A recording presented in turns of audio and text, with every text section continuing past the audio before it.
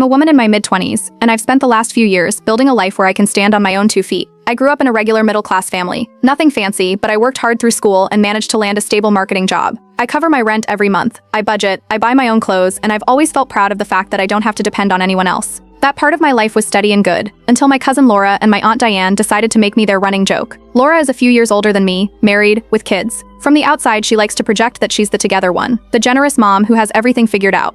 She started passing me her old clothes, shoes, and bags a couple of years ago. At first, I didn't see it as a big deal. She'd bring over bags after family gatherings, smiling and saying things like, "These might be useful for you." I assumed it came from a good place, so I thanked her and took them. When I opened those bags at home, though, it was a different story. Most of the clothes were outdated, things that had been sitting in her closet for 10 years. Shirts with yellowed collars, shoes with the soles half detached, handbags where the straps were literally tearing off. I found dresses with stains down the front, and a sweater with holes in both elbows. It wasn't charity, it was trash she didn't want to deal with. Still, I let it go at first. I thought maybe she just didn't realize how bad the stuff was.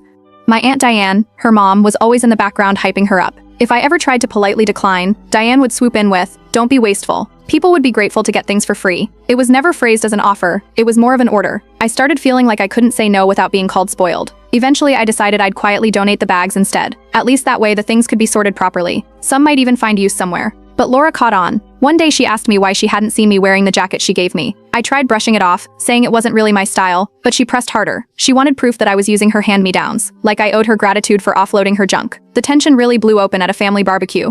Diane was in rare form that day, playing hostess and making sure all eyes were on her. At one point, she got loud enough for everyone to hear and announced, "Rachel thinks she's too good for free stuff. Imagine being so ungrateful when people try to help you." She smirked, and the table erupted in laughter. I stood there holding a paper plate, feeling like I'd been shoved into the spotlight as the punchline. I tried to defend myself. I said I buy my own clothes, that I work full-time, and I wasn't ungrateful, I just didn't want things I couldn't use. Diane twisted every word I said into something else. She repeated it in a mocking voice, rolled her eyes, and soon people were shaking their heads like I was the ridiculous one. The nickname Ungrateful Rachel was born that night. It didn't stop there. At every family get-together after that, Diane would slip it in.